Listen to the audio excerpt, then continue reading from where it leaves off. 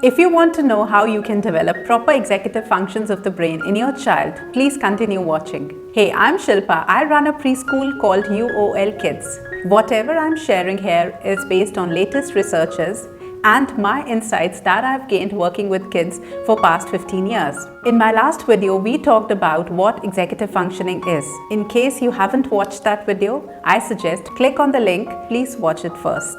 Before we talk about developing executive functions, let's know what happens if a child has poor executive functioning. Number 1, poor impulse control. You have trouble stopping the child from doing a certain activity even when you know it's harmful and dangerous for the child. Number 2, poor attention span. Children who struggle with executive function have poor focus and their attention span is too short. Number 3, rigid thinking pattern. They are not at all flexible and have trouble with resilience. And number 4, outbursts over nothing.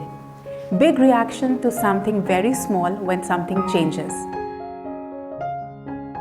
One of the ways with which you can help your child develop proper executive function of the brain is delayed gratification. We are a generation who's losing our ability to delay gratification. Immediate gratification is even killing us. For instance, teens love speed. It gives them an instant kick, but we all know what speed can do to us. The foundation to delay gratification must be laid as early as possible. Whatever happens early lasts a lifetime.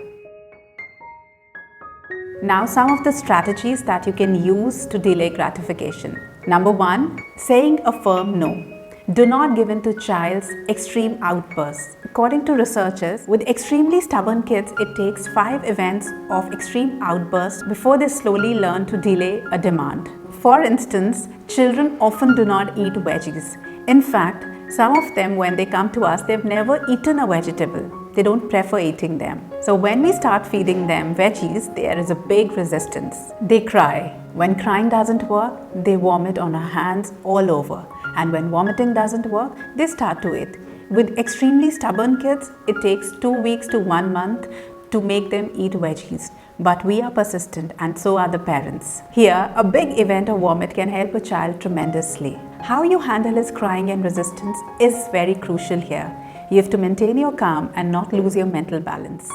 Second strategy, teach them the concept of tomorrow, next week, next month and later. The third strategy could be give them tasks. Like, after bathing, ask them to put the towel in the sun. Accompany them, teach them to do it properly. Or you could ask them to wash, dust and clean their toys properly.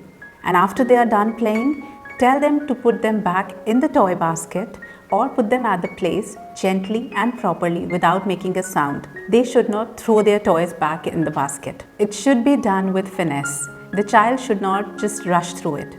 And number 4, you need to reinvent yourself if something is not working. You too need to be resilient. So these are the few ways with which you can help your child develop executive functioning. That's it for the day. Hope you found it useful and do use them in your everyday parenting. In our next video, we'll talk about some more benefits of delayed gratification. Till then, happy parenting.